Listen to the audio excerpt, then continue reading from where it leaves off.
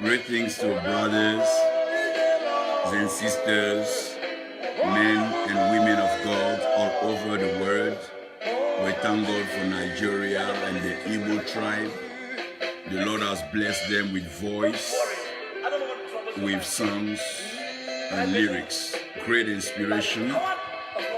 And we thank God for Dr. Faith Adeboye for great inspiration on praise and worship. That's a great gift to the body of Christ. We celebrate all the singers, choirs, and choristers, instrument players in the body of Christ. You are bringing down the glory of God to dwell in the worship of His people, and that is a very great job. We appreciate it. That's very wonderful. We bless the name of the Lord for Apostle Churchill. God bless you. And all of you, Apostle Ekere, Bishop Mike, Archbishop Tim Bright, we thank you. And we bless the name of the Lord for the great work on the ground in Nigeria. There will be a great spiritual, prophetic move that will shake the land and restore the true worship of Yahweh Jehovah. And that will not be only Nigeria, that will take place all over Africa. And let me include the whole world. God bless you. Nous voulons donc bénir le Seigneur ce matin pour sa grâce, sa faveur et sa bénédiction. Et surtout pour ce temps qu'il nous accorde de partager sa parole. Nous célébrons le Seigneur pour tous ses serviteurs, tous ses enfants, tous ceux qui sont donc concernés par cette œuvre et l'œuvre de Dieu, qui ont à cœur de faire ce que le Seigneur attend d'eux. Aujourd'hui, je voulais vous laisser une réflexion, une portion d'enseignement. Et cette portion d'enseignement fait partie donc de l'illumination ou l'inspiration. Et en donc annonçant cela, j'aimerais donc me poser une question fondamentale. Et cette question est simple. Pourquoi nous laissons pour la plupart du temps ce que Dieu nous demande de faire pour aller faire ce que Dieu ne nous a pas demandé de faire? Pourquoi nous écoutons la voix de Dieu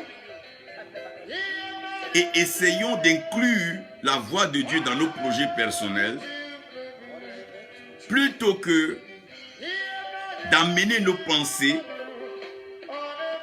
captives donc à l'obéissance de Christ? Donc on a comme l'impression que la vie aujourd'hui qui ressemble à la vie chrétienne n'est pas vraiment la vie chrétienne, mais on va importer des valeurs dans l'approche de Dieu pour essayer donc d'embellir notre propre vie et notre propre plan. Et à cause de cela, malheureusement, nous réussissons à nos yeux sans toutefois accomplir la volonté de Dieu. Je dis toujours qu'aussi longtemps que les hommes de Dieu ne vont pas s'asseoir pour méditer et réfléchir sur Genèse 1, verset 26 au verset 29, il sera difficile pour l'homme de comprendre pourquoi Dieu l'a créé. Quand Dieu demande à l'homme de pouvoir dominer sur les poissons des eaux, Dieu sait ce qu'il dit et ce que Dieu veut que l'homme retienne des eaux. Quand Dieu demande à l'homme de dominer sur les oiseaux qui s'envolent dans le vent, dans les airs, Dieu soumet l'homme à une opération aérienne. Et Dieu sait bien sûr pourquoi. Quand Dieu veut que nous dominions sur tous les animaux qui se meuvent et donc qui rampent sur la terre, Dieu sait ce qu'il veut que l'homme retienne de la terre.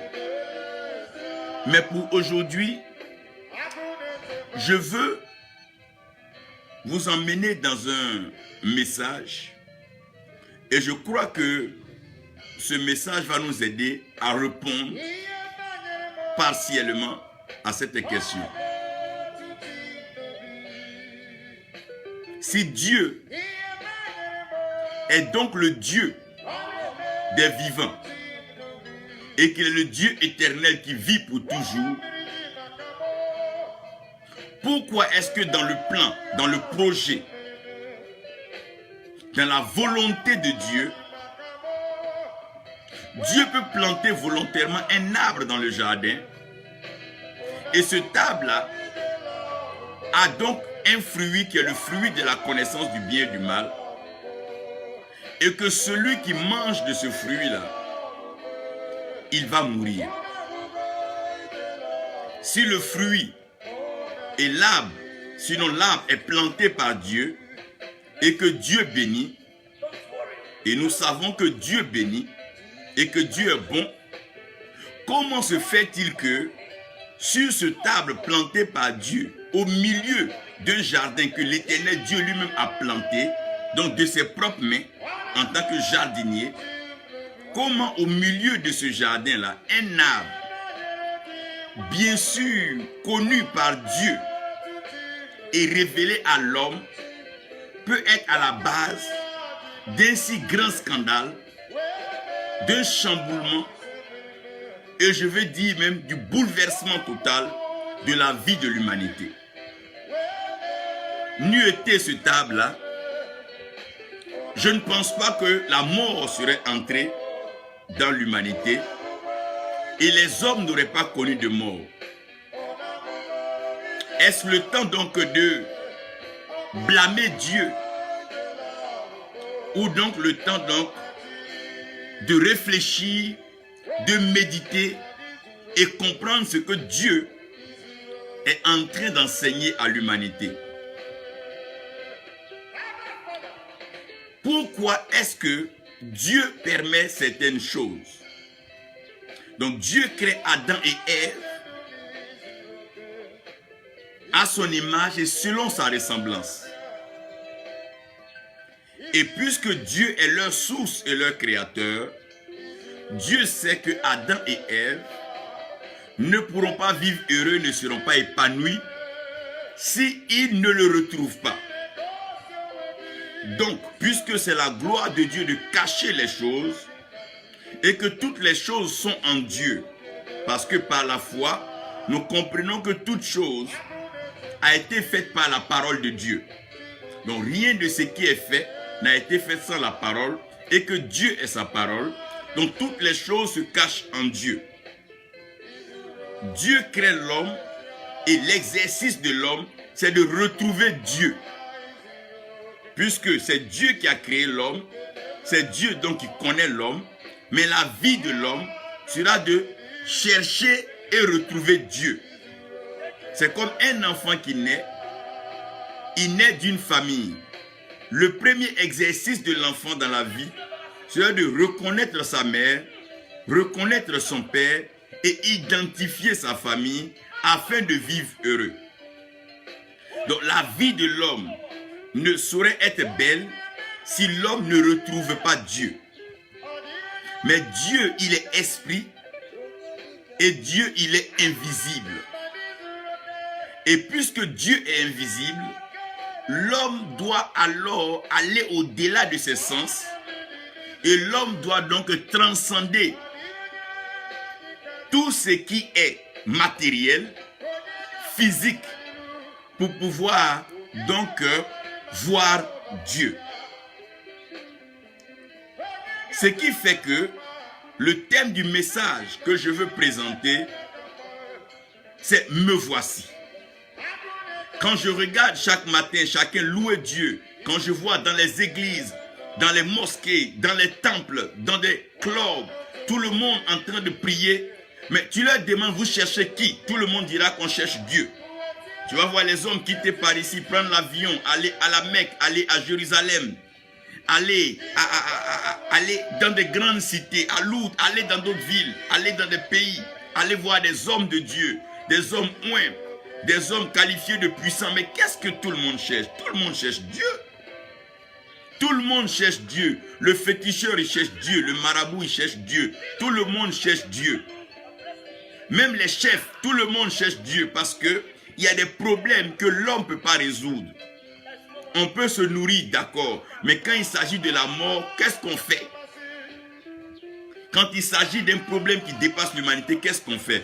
Donc, la culture de la recherche de Dieu est directement en tout homme. Parce que l'homme est à l'image et selon la ressemblance de Dieu, et l'homme veut chercher à savoir et voir Dieu. Genèse 46, verset 2. Ésaïe 6, verset 8. Ézéchiel 37, verset 12 à 14. Et Apocalypse 3, verset 14. Vous allez voir que dans la plupart de ces passages-là, Dieu va dire, me voici. Jacob va chercher Dieu. Il sait que son père, son grand-père Abraham a un Dieu. Il sait que le Dieu de son grand-père Abraham est le Dieu de son père Isaac. Mais lui, Jacob, il a besoin de voir ce Dieu-là aussi pour pouvoir parler de ce Dieu à ses enfants. Parce qu'aussi longtemps que tu n'as pas vu Dieu, tu ne peux pas parler de Dieu aux autres. Ce qui fait que nos évangiles, nos prédications sont pour la plupart erronées, c'est que nous parlons d'un Dieu que nous n'avons jamais vu et nous essayons de parler d'un Dieu que nous ne connaissons pas, avec qui nous n'avons pas de communion et avec qui nous ne partageons pas. Donc nous faisons des idées de Dieu. Et en nous appuyant sur certains acquis matériels, on dit que si on vient montrer aux gens que Dieu m'a donné ça, ça veut dire que je le connais. Mais on peut, excusez-moi, on peut voir la main de Dieu sans avoir vu le visage de Dieu.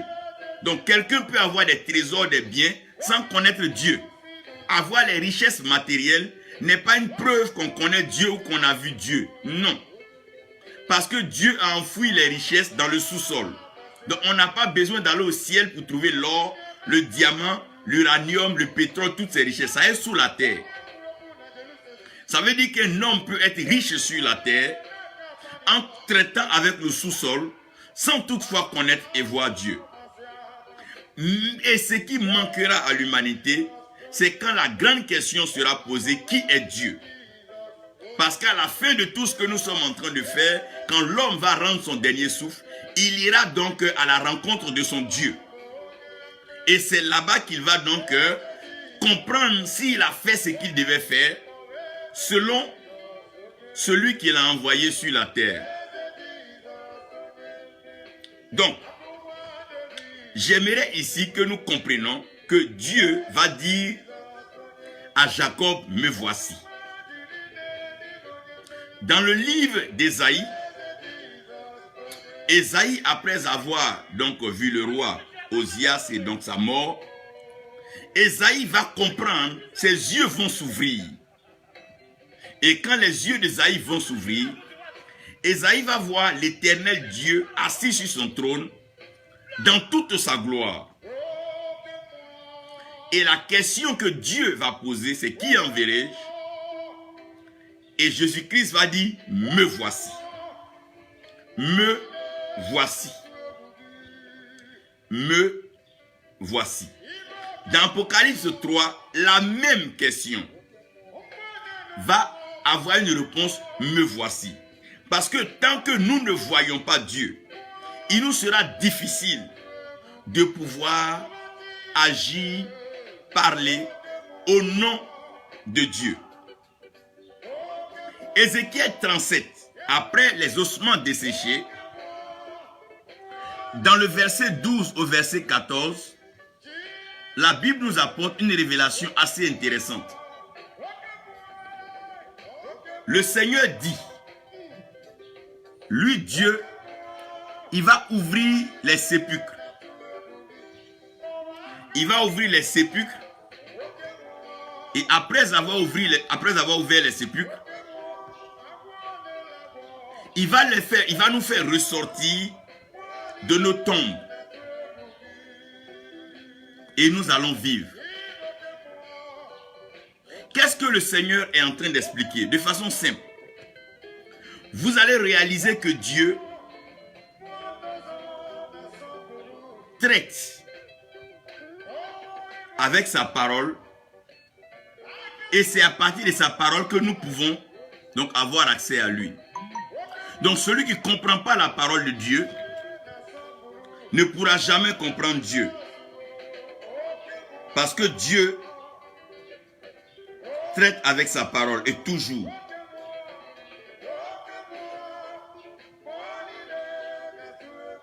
Donc je prends le passage, je vous lis et je commence à vous parler rapidement.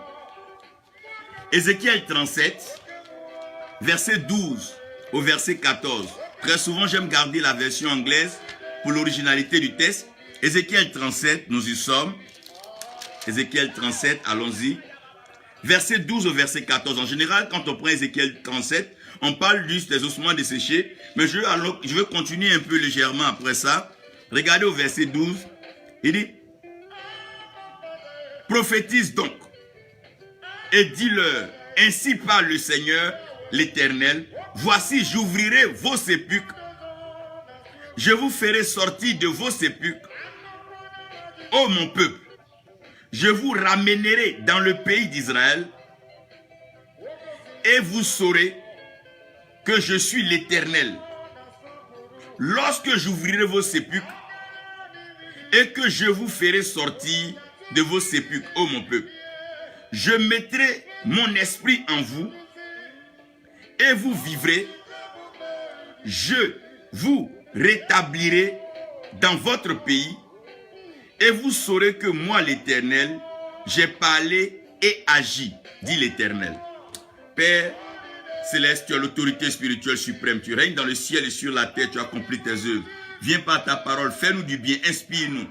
Fais-nous comprendre les révélations de ta parole au nom de Jésus. Amen. Je veux que vous compreniez ici rapidement que quand Dieu crée Adam et Ève, Dieu amène Adam dans un jardin.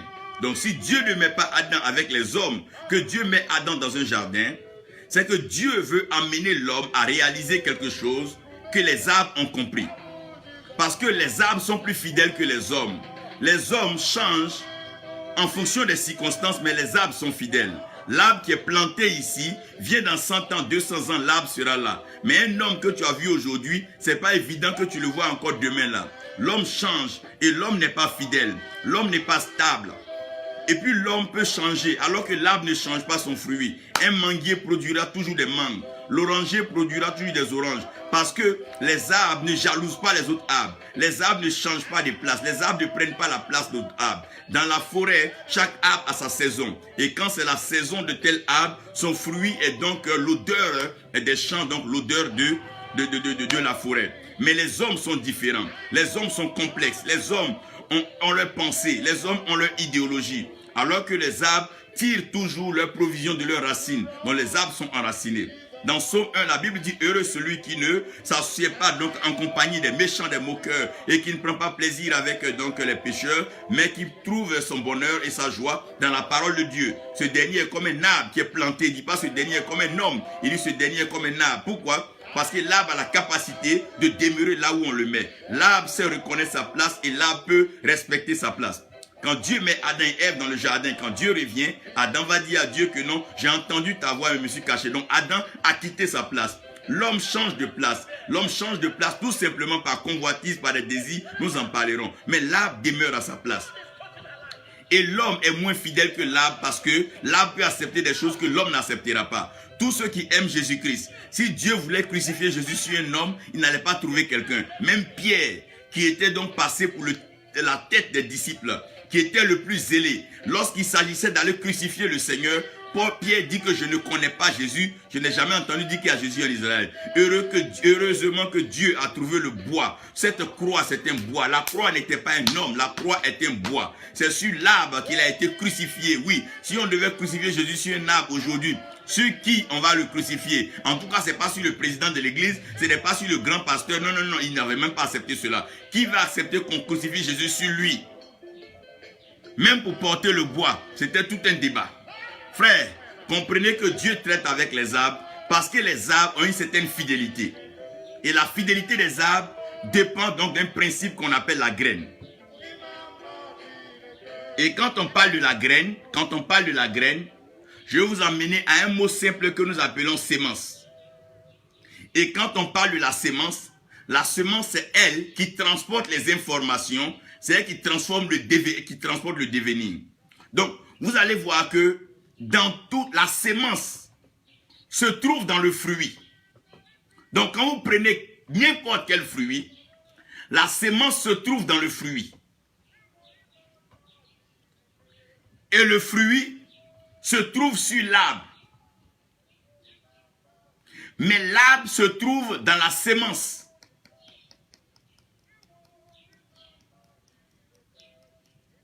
Et la sémence se trouve dans le fruit.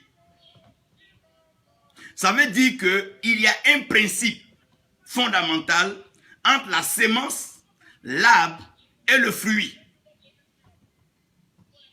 Donc, si le fruit t'intéresse, l'arbre doit t'intéresser et la graine, donc la sémence, doit t'intéresser. Et dans le principe de la sémence selon Dieu, la sémence ou la graine, quand elle tombe dans la terre, si la graine ne meurt pas, elle ne peut pas donc que pousser, elle ne peut pas germer. Donc si la graine doit pouvoir avoir une opportunité de devenir un arbre demain et porter du fruit, la graine doit accepter de mourir. Et la Bible dit on reconnaîtra l'arbre à son fruit. Donc si on doit reconnaître l'arbre à son fruit, ça veut dire que la graine, la sémence qui transporte l'arbre et le fruit doit mourir. Donc aussi longtemps qu'un homme n'accepte pas de mourir, il ne peut pas voir Dieu. C'est pour ça que la Bible dit il est donné à l'homme de mourir une seule fois et après cela, il va faire face au jugement. Mais le jugement qui le juge, c'est Dieu. La Bible est en train de nous dire que, au fait, Dieu est le Dieu des vivants, mais c'est les morts qui le voient. Donc si l'homme ne meurt pas, il ne voit pas Dieu. Quand Jésus vient sur la terre, il va faire des miracles, mais il ne va pas chez Dieu. Quand il est crucifié à la croix après sa résurrection, il monte donc vers le Père. C'est un exemple de l'arbre. Tant que la graine qui tombe ne meurt pas, alors l'arbre ne peut pas pousser et donner du fruit. C'est la même chose quand nous venons vers Dieu. Dieu est l'opérateur et qui a les principes qu'on appelle la sémence. Et Jésus-Christ devient l'arbre qui donne la direction, la taille, la hauteur et l'épaisseur. Maintenant, le Saint-Esprit joue le rôle donc des fruits. C'est pour ça que vous allez voir que dans la Trinité, Dieu est la sémence. Dieu est donc le modèle. L'arbre devient maintenant ce par quoi on peut avoir accès aux fruits. Donc c'est Jésus-Christ. Et le Saint-Esprit devient le fruit. Donc personne ne peut venir à Jésus-Christ si Dieu ne l'a attiré. Donc aucun arbre ne peut pousser si une sémence n'est pas morte. Et si la sémence ne meurt pas, elle ne peut pas donner donc l'arbre. Et si l'arbre aussi ne donne pas les branches et l'ouverture, il n'y aura pas de fruits. Et ce principe qui est vrai avec l'arbre est aussi vrai avec l'homme. Donc si l'homme qui veut avancer avec Dieu n'expérimente pas cela, il ne peut pas vivre le fruit que Dieu a en lui. Donc, quand Dieu crée l'homme, Dieu va mettre l'homme dans un sommeil, alors que le sommeil est similaire à la mort. Seulement c'est que dans le sommeil, l'homme respire et dans la mort, l'homme ne respire pas. Donc la différence entre le mort et celui qui est endormi, c'est la respiration. Et quand on parle de respiration, on parle de souffle. Quand on parle de souffle, on parle de vent. Quand on parle de vent, on parle de message. Quand on parle de message, on parle de parole. Et la parole est une graine. Ça veut dire que ce grain-là, cette graine-là, si elle ne tombe pas et qu'elle ne meurt pas, elle ne produira pas alors ses fruits. Donc, qu'est-ce que Dieu fait à la création? Dieu prend l'homme de la poussière de la terre, et comme la terre est le lieu de la sémence, Dieu façonne donc la terre, donc il irrigue, il permet que la terre soit donc favorable à la culture qu'il veut, il secoue la terre, et il va souffler dans la terre le souffle de vie. Donc, le souffle de vie que Dieu souffle dans la terre, c'est le vent. Et ce vent, c'est le message. Et ce message, c'est la parole. Et puisque la parole de Dieu est une graine, dans la parabole du semeur, donc quand Dieu souffle dans la terre, quand Dieu souffle en l'homme, au fait, Dieu met la sémence dans la terre. Donc, puisque Dieu met la semence dans la terre, Dieu sait que la sémence ne poussera pas d'arbre si la graine ne meurt pas. Donc, Dieu doit créer le processus pour favoriser la mort de la graine. Parce que si la graine ne meurt pas, elle ne poussera pas. Donc, voilà que la graine est dans la terre, mais si la graine ne meurt pas, la graine ne germera pas. Et si la graine ne germe pas, la graine ne portera pas de fruits. Donc on a la graine, mais faille que la graine meure. Donc tout le débat et toute la réflexion, tout ce que nous sommes en train de faire sur la terre là, le vrai problème c'est que nous devons arriver à mourir. Mourir à nos idéologies, mourir à notre égoïsme, mourir à notre méchanceté. Oui, l'amour révèle et manifeste toujours l'invisible.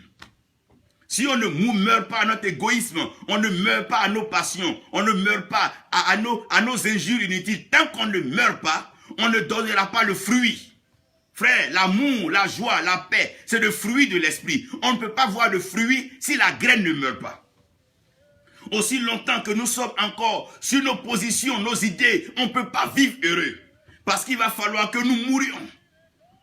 C'est la mort seule de la graine qui garantit l'arbre. Et c'est l'arbre qui garantit le fruit. Donc il y a un lien entre la graine et le fruit. Il faut forcément l'arbre. Donc on ne peut pas manifester le spirituel sans connaître Jésus-Christ. Il devient l'arbre, il devient donc la connexion. C'est pour ça qu'il dit, avant pour lui d'aller vers le Père, pour demander l'Esprit, pour que l'Esprit vienne, prier pour que l'Esprit vienne. Donc s'il n'y a pas d'arbre, il n'y a pas de fruit. Tu ne trouveras pas un fruit par terre, ce n'est pas possible. Il faut forcément l'arbre qu'on voit le fruit. Donc Dieu doit trouver un moyen pour faire mourir la graine. Et Dieu maintenant envoie Adam et Ève, il envoie Adam au milieu du jardin. Il dit à Adam, Adam, tu vois ce arbre-là? Ce arbre que tu vois, c'est l'arbre de la connaissance du bien et du mal. Le jour que tu manges cet arbre-là, Adam, tu mourras. Parce que Dieu a besoin que la graine meure. Mais en Adam, il y a quelque chose que Dieu a mis en Adam qu'on appelle la graine. Et cette graine-là, c'est le souffle de vie. Et ce souffle-là n'est pas encore un fruit. Mais c'est une sémence. Donc Dieu doit créer le lien pour la mort d'Adam. Et Dieu doit créer donc les circonstances de la mort d'Adam. Donc quand il dit à Adam, le jour que tu manges ce fruit, tu mourras. Le serpent qui est l'aigri, qui est le jaloux et le méchant, il pense que lorsque l'homme meurt, c'est fini. Non, quand une graine meurt, c'est là que sa vie commence. Une graine ne doit jamais avoir peur de mourir, parce qu'une graine est faite pour mourir. C'est le même jeu. Quand Jésus-Christ est arrivé, Satan voulait lui faire peur avec la mort, mais c'est parce qu'il meurt qu'il libère le Saint-Esprit pour que la puissance puisse nous atteindre. C'est parce qu'il meurt que notre évangile a un poids. C'est parce qu'il meurt que l'héritage peut être transféré par le principe de l'alliance. Donc la mort est prévue dans le plan de Dieu. Et Dieu sait que le jour que l'homme va manger ça, alors son projet commence à prendre. Donc Dieu est au ciel et il attend. Pendant que le diable pense qu'il est en train de faire une bonne affaire, mais il ne sait pas qu'il est en train de faire l'affaire de Dieu. Ce que vos ennemis ne savent pas, ils ne savent pas que tout le mal qu'ils essaient de vous faire, ils ne font que vous faire entrer pleinement dans le plan de Dieu. La parole de Dieu qui part ne revient pas à Dieu. Donc tout ce qui part ne revient pas sans avoir rencontré l'opposition. L'opposition, c'est l'obstacle sur lequel ce qui part va alors donc se taper, se cogner avant de revenir. Donc, le diable qui devient donc opposant, Satan qui donne l'opposant à la parole de Dieu, devient donc le socle sur lequel l'homme, un enfant quand il sort, tant qu'on ne le frappe pas, il ne rentre pas à la maison. Donc, celui qui l'a frappé a fait du bien aux parents parce que l'enfant revient. Donc, il y a des choses qui nous arrivent, mais ça nous permet de revenir à Dieu. Parce que nous devons le voir, dans tous les cas, nous n'avons pas le choix. Donc, Dieu au ciel, il attend. Un peu comme à la croix. Tout ce qu'on faisait, le travail, Dieu attendait. Dès qu'on l'a crucifié, qu'il a arrivé là, le ciel s'est obscurci, voilà. Je reprends le processus donc de la création, comme il y avait les ténèbres sur la terre, que la lumière soit. C'est le même procédé. Donc, dès que Adam mange le fruit, Dieu n'attend même plus. La Bible dit, Dieu vient dans le jardin, il dit, Adam, où es-tu? Donc, la question avait pour réponse, me voici. C'est que Adam devait dire, me voici.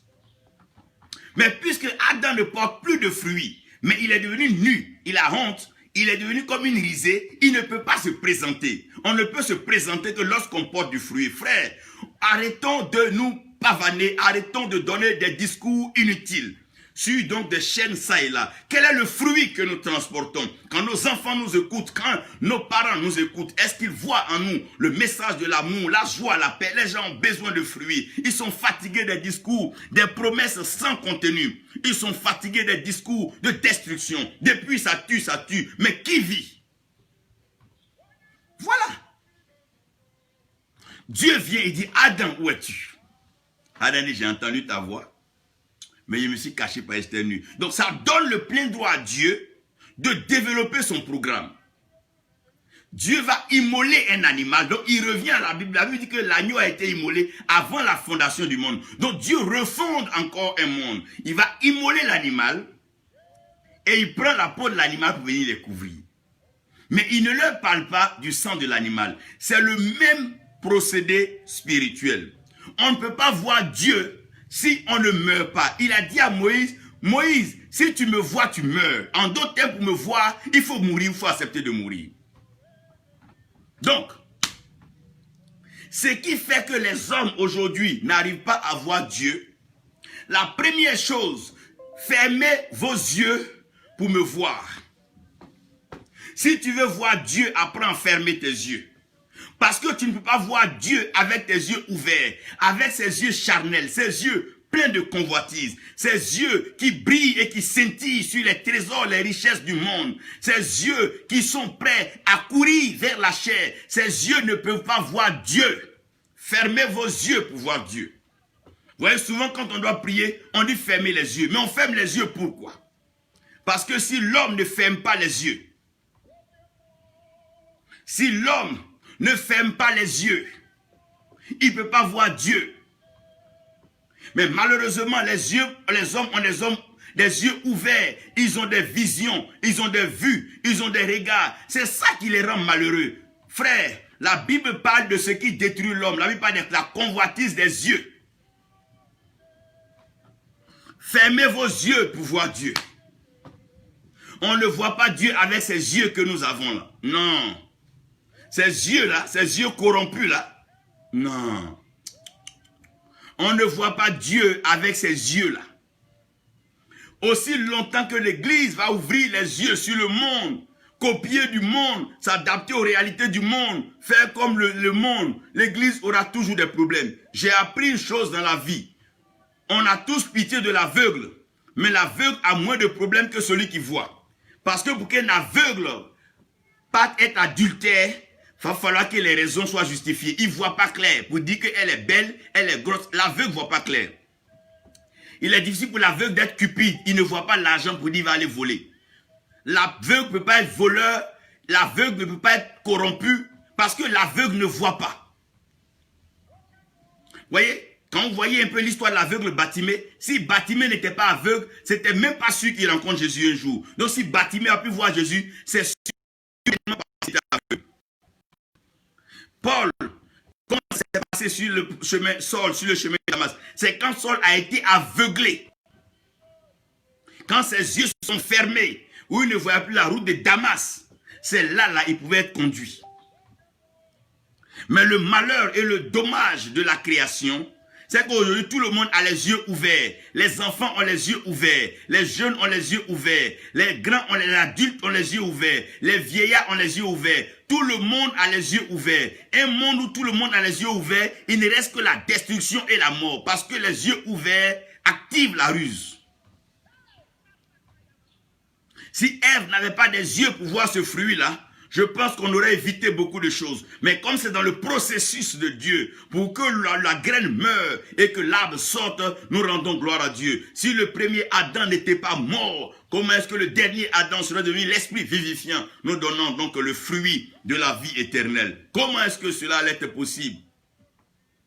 Frère, si tu veux voir Dieu, apprends à fermer tes yeux. C'est pour ça que quand il fait noir dans la vie, c'est là que les gens cherchent Dieu. Quand la vie leur donne un coup sur la tête, où ils sont KO, ils sont en train de mourir, ils ne voient plus clair, leurs activités n'avancent plus, ils ne voient plus rien dans leur mariage, rien dans leur voyage. C'est là maintenant qu'ils consultent Dieu. Les hommes cherchent Dieu quand ils ne voient plus. C'est pour ça que dans les ténèbres, les yeux ne peuvent plus te guider. Tu as besoin d'une parole. Nous rendons gloire à Dieu parce que quand il fait noir, personne ne peut avancer, personne ne peut marcher. C'est en ce moment que nous avons besoin d'entendre la voix de Dieu. Frère, quand il fait noir dans une salle, tu ne peux pas reconnaître ta femme ni ton frère. Voyez, les hommes vont avec les hommes, les femmes vont avec les femmes. Tout le monde est devenu faux parce qu'on est dans les ténèbres. La nuit, tous les chats sont gris. La seule chose qui permet d'identifier un animal, c'est son cri. Donc dans le noir, on a besoin de la parole de Dieu. Ce n'est pas avec les yeux qu'on avance. Celui qui vit par ses yeux finira mal. Regardez Samson, c'est quand les yeux de Samson ont été crevés que Samson a fait la plus grosse recette, le plus gros gain d'âme. C'est là que Samson a détruit le plus d'ennemis, lorsque les yeux étaient crevés. Parce que quand tes yeux sont fermés, frère, c'est là que tu vois Dieu. Pourquoi il dit il est venu pour donner la vue aux aveugles? Donc c'est les aveugles que Dieu cherche. Ceux qui ne voient pas comme le monde. Ceux qui ne regardent pas avec leurs yeux. Oui, il dit l'Esprit de Dieu est sur moi parce qu'il m'a oint pour. Et allez-y, regardez, il parlera des aveugles. Quand nos yeux sont ouverts, dans le noir, on fait n'importe quoi. Il n'y a rien de tel. Et il n'y a rien qui fait même plus mal qu'un homme qui a les yeux ouverts et qui commet des gaffes. Souvent, quand tu regardes un peu certaines décisions de certains dirigeants, tu te dis, mais ils ont les yeux fermés ou ils ont les yeux ouverts. Mais tu vas bien regarder, ils ont les yeux ouverts avec des lunettes, des loupes d'ailleurs. Donc, plus ils veulent voir, mieux ils commettent des gaffes. Parce que la foi est une assurance ferme des choses qu'on espère, une démonstration de celles qu'on ne voit pas. Frère, si tu veux voir Dieu, apprends à fermer tes yeux. Ferme tes yeux sur la marmite du voisin. Ferme tes yeux sur les choses des autres. Ferme tes yeux sur toutes ces choses. Arrête de regarder à l'extérieur. Il y a en toi un souffle qui est là. Ce souffle est une graine. Elle a juste besoin de mourir. Elle veut mourir pour produire. Elle veut mourir. Toutes les prophéties annonçant la venue du Messie, chacune des prophéties, bien sûr, parlait de la naissance miraculeuse comme Ésaïe, mais toutes les prophéties parlaient de sa souffrance, mais encore sa mort. Parce que c'est là que la renaissance allait commencer. Mais toi, tes yeux sont trop ouverts. Une église qui a les yeux trop ouverts n'ira jamais loin. Un homme qui a les yeux trop ouverts dans le spirituel n'ira jamais loin. On n'ouvre pas les yeux, on les ferme. C'est pour ça qu'un homme meurt, on ferme ses yeux pour qu'il parte vers Dieu. Fermons un peu nos yeux. À cause des yeux ouverts, la convoitise, le mensonge, les prophéties fabriquées par les yeux vus. Par exemple, tu as vu qu'il fait sombre, il va pleuvoir. Frère, les yeux ne font pas prophétiser. La prophétie est l'œuvre de l'esprit. Mais ce n'est pas ce que j'ai vu. Comme j'ai vu que tel est malade, je prophétise qu'il va mourir bien. Ce n'est pas ça. Ça, c'est des bêtises d'hommes. C'est nos yeux qui nous fatiguent. Seigneur, ouvre nos yeux. Mais pour que Dieu ouvre tes yeux, il faille que tes yeux soient fermés. Mais si tes yeux sont ouverts, il n'a qu'à ouvrir quels yeux encore? Apprends à fermer tes yeux. Fermez vos yeux par moments, ça vous aidera à monter dans le monde spirituel. Nous sommes dans un processus où Dieu veut se présenter à nous. Mais pour voir Dieu, nous devons fermer nos yeux. Fermons nos yeux sur ce qui nous entoure, ces choses qui nous distraient, qui nous empêchent de voir Dieu. Fermons nos yeux sur ces choses. Après avoir fermé nos yeux, nous devons arriver maintenant à fermer nos oreilles. Parce que quand tu fermes tes yeux, tu n'empruntes pas du monde, mais tu exportes de toi pour envoyer dans le monde. Parce que tu ne vois rien dans le monde, donc tu vois tout en toi. À force de regarder l'extérieur, on ne regarde plus l'intérieur. Et ce qui me fait mal en Afrique, à force de regarder l'Europe, on ne pense même plus que nous sommes capables de faire quelque chose. On accuse l'Europe pour tout, mais on n'est pas responsable de nous-mêmes. C'est le jour qu'on va fermer nos yeux sur ces choses-là, on va apprendre à méditer en interne et trouver les solutions en interne. Quand tu vas arrêter de regarder le diable, on voit le diable partout, on voit la sorcellerie partout, on voit le mal partout, on voit la jalousie partout. Mais quand est-ce qu'on va voir l'amour qui est dans notre cœur? C'est à cause de nos yeux qu'on fait des faux mariages. Parce que tu vois la fille, tu dis, ah, c'est la femme de ma vie. À cause de nos yeux, c'est nos yeux qui nous trompent. La plupart de nos erreurs viennent de nos yeux. Avec l'âge, vous allez comprendre un jour que nos yeux nous ont créé plus de problèmes. Ferme tes yeux pour le voir. Ferme tes yeux pour le voir. Maintenant, lorsque les yeux sont fermés, il y a une autre chose que nous devons pouvoir fermer si nous voulons entendre Dieu. Voyez, ce qui détruit aujourd'hui la foi, c'est que nos oreilles sont ouvertes au monde et nos oreilles ne sont pas ouvertes pour les choses spirituelles. Si aujourd'hui on entend une nouvelle à la télévision, cette nouvelle va affecter notre vie, cette nouvelle va affecter notre façon de penser. Tout simplement parce que nous sommes fruits ou bien nous sommes victimes de ce qui nous parle. Si tu écoutes la voix du pyromane, tu vas voir le feu déjà. Si tu écoutes la voix du criminel, tu vas voir le meurtre tout à l'heure. Si tu écoutes la voix du méchant, tu vas voir la méchanceté tout à l'heure. Parce que nos oreilles, fermons un peu nos oreilles à l'actualité, à certaines choses. Fermons un peu nos oreilles. Frère, si on n'avait pas nos yeux pour voir les chiffres des maladies qui sont en train de tuer, qu'on n'avait pas nos oreilles pour entendre ça, on n'aurait pas eu peur. C'est les yeux qui font peur. Les oreilles font peur et font douter. Fermons et fermez vos oreilles pour entendre Dieu. Quand tu veux écouter Dieu, quand tu veux entendre Dieu, ferme tes oreilles. Parce que c'est Dieu qui ouvre. Pour que Dieu puisse ouvrir, il va faire que cela soit fermé. Vous voyez, quand Jésus-Christ est venu, il a ouvert les oreilles des sourds. Mais il n'a pas touché aux oreilles de ceux qui avaient les oreilles ouvertes. Les oreilles ouvertes, s'il vous plaît. Nous avons besoin d'ouvrir la parole de Dieu et fermer nos oreilles. Et laisser Dieu mettre dans nos oreilles ce qu'il veut mettre. La foi vient de ce qu'on entend. Et ce qu'on entend vient de la parole de Dieu. Pas d'autre chose. Ferme tes oreilles pour entendre Dieu. Habituellement, quand Dieu venait dans le jardin, certainement qu'Adam ne disait pas que j'ai entendu ta voix. Mais malgré que Adam venait de manger le fruit, la Bible dit, Adam dit, j'ai entendu ta voix. Lorsque tes oreilles se ferment au monde, tes oreilles entendent la voix de Dieu. Mais quand tu entends la voix du monde, c'est que tu n'entends plus la voix de Dieu. C'est pour ça que les prophètes étaient retirés du monde pour aller entendre la voix de Dieu. La troisième chose, fermez vos bouches